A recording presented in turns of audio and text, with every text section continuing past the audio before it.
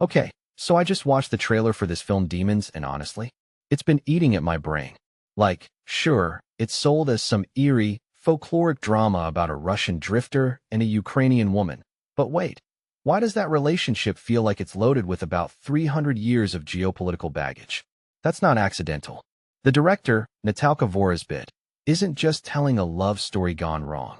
She's using this couple as a Trojan horse to dissect something way bigger, the toxic, codependent, centuries-old mess between Russia and Ukraine. And honestly, it's genius because it forces you to confront how personal intimacy can mirror national dysfunction. Think about it. How many relationships start with passion and us against the world, only to unravel into betrayal and resentment? Now scale that up to a geopolitical level. That's the lens Vorozhbyt's using here. But here's what fascinates me, the mystical layer. Witches? Ghosts?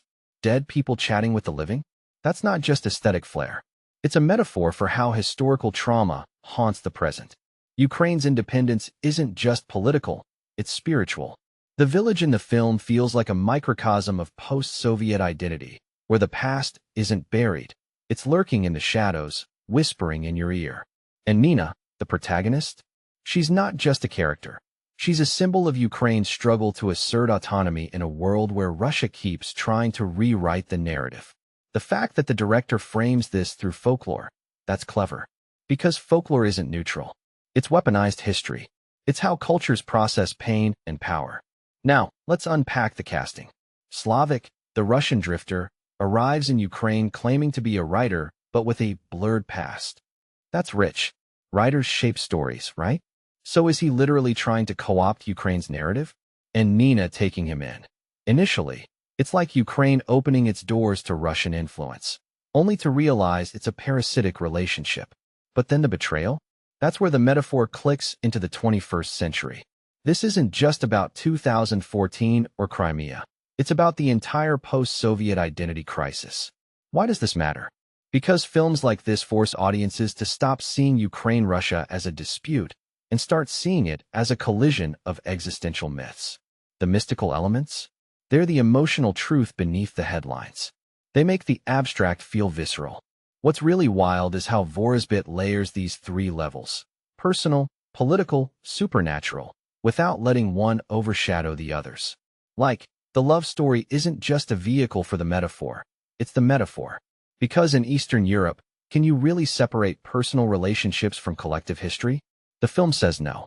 And that's terrifying.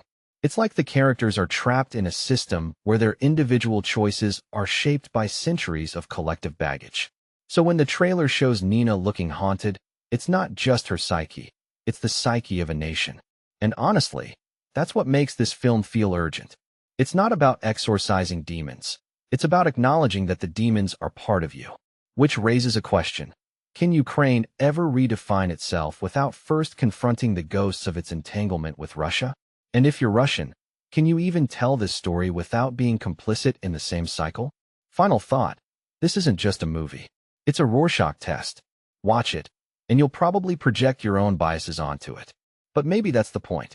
Maybe Vorozhbyt wants us to squirm, to realize that the line between love and betrayal isn't just thin, it's an illusion. And in that illusion lies the heart of why this conflict feels endless. What do you think? Is this film just artful propaganda, or does it tap into something deeper? Let me know in the comments, because this one's going to stick with me.